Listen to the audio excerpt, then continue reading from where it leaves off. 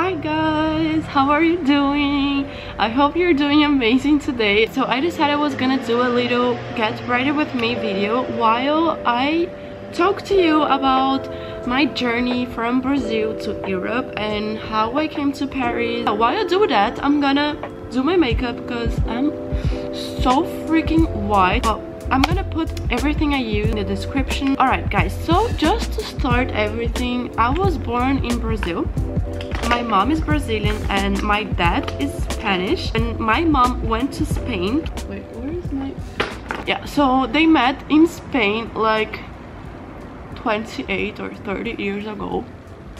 Like, long story, my dad went to Brazil and they started living there, working there. I was born in Brazil and I lived in Brazil for most of my life until I was 19 years old. So in 2019 I came to Europe. But how did it work? I come from the south of Brazil. I used to study in a German school. I started learning German there, and it's very important that my parents were always telling me and my sister, learn languages. It's super important for your future and it's gonna open a lot of doors for you. So I started learning English and German at school, and I had very good teachers. I was in the last year of high school in Brazil, and I wanted to study medicine at the time, and I decided I wanted to go to Europe to study medicine.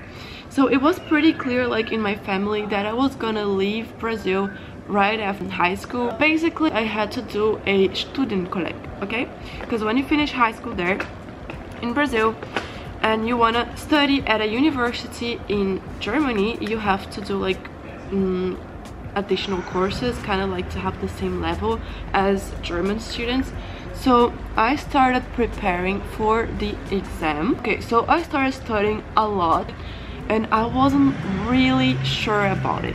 Anyways, I did the exam, and for 1 point I didn't pass the exam, and at the time it was the end of my life. Literally, I remember I was crying for days and I was like, oh my god, what am I gonna do with my life?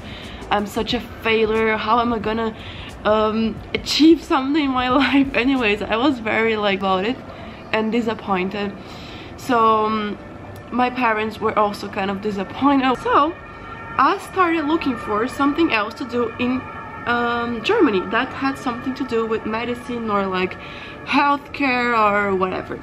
And then I found something that was called Betela. Also, I could do it like in another video, explain more about each phase of my life. It's a volunteering program for people from all around the world. And basically, I wanted to work at a hospital so I could see if I really wanted to study medicine and if I liked the environment, a hospital environment, and etc. So I did a lot of interviews. I had to apply, send my CV, send like a cover letter, send like many documents and stuff, and detail, which is very important. My dad's Spanish, so I have the Spanish passport, which helped me a lot for everything.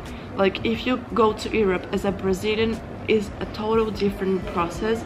And I thank so much my mom that she went to Spain 30 years ago and that she met a Spanish guy, they married, and now I have the European passport. Like, I'm so grateful for that. I'm so happy. Like, literally, it would be much harder if I just had the Brazilian passport. I was accepted for this program. At the time, it was around December 2018, because we finished high school in Brazil in December, and the program started in September. Stay like more until April in Brazil, and then I had around like the summertime in Europe. So I went to Valencia, Spain, and basically I was just like work there because I needed money, and that was the first time I was like, okay, I need to work if I want to eat, if I want to do my stuff, if I want to buy clothes, I have to work. So I started looking for jobs. I started looking for jobs at a restaurant, at a clothing store, and then it didn't really work. So I was working as a babysitter, and then I also gave like Portuguese, German and English classes for friends and for like neighbors and everything. And I used to live in a very beautiful place, like in the nature, close to the sea and everything, and there was a lot of people there during summer.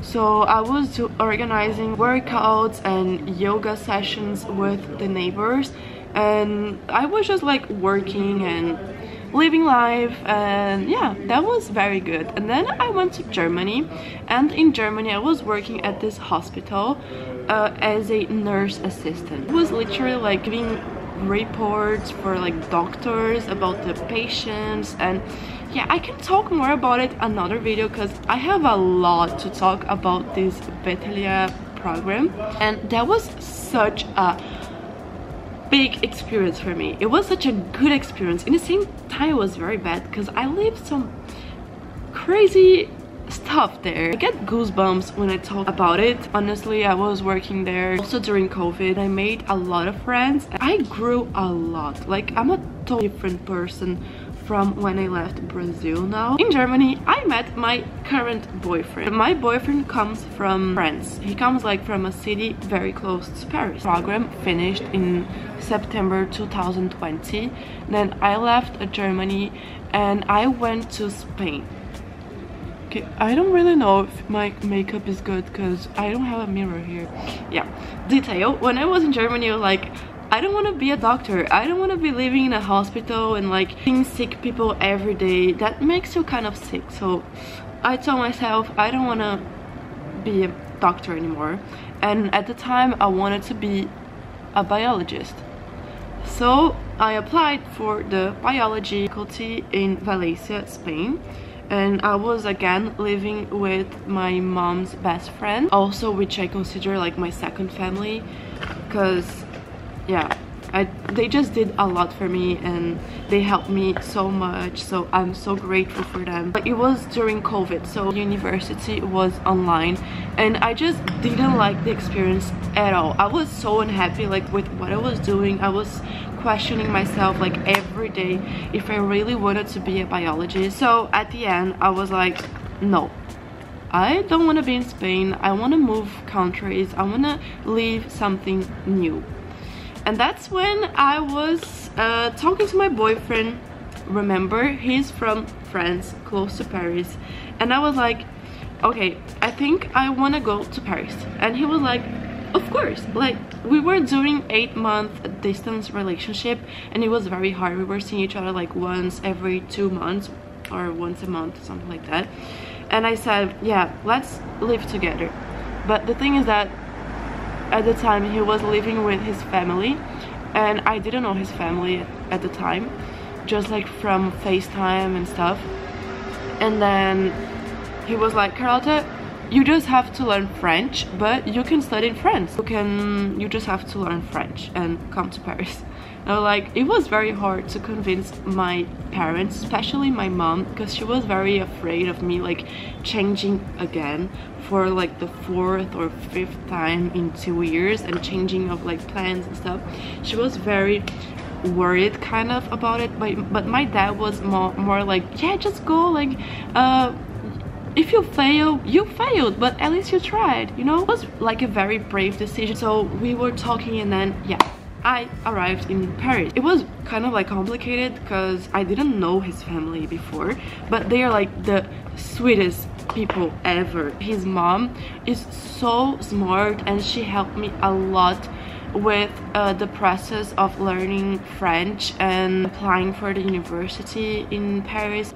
Because to go to the university in France, you have to learn French and you have to have the B2 level. So I was preparing for this exam. At the same time, Paris is so freaking expensive, so I needed to work. I found a job at a boutique here in Paris and I was working part-time there. I could talk about this job experience because they didn't pay me. Actually, they did. They paid me 3 euros the hour. And yeah, anyways, story time. And I got my money back and more, so I can talk about it whenever you want. Anyways, it was like very hard routine. I was studying a lot every day because basically I had 3 months to learn language from zero. I cannot talk when I do this. And then I passed this French exam. Also, they accepted me at the Sorbonne University, which was the one I wanted. And for the course I wanted, which in France is called LOA, Langue étrangère appliquée, and it's kind of like international relations, but after in France you have like 3 years of uni, and then you have to do your master's degree, which is 2 years, and that's when you decide where you want to specialize. So it can be international business, international relations, translation, can be whatever, like you have a lot of options. Then I changed jobs, of course, because they didn't pay me in the first job, and I was working at a restaurant 5 times a week, and I was working at a hotel as well, like 2 or 3 times a week while doing my studies. So I had a lot like going on in my routine and stuff.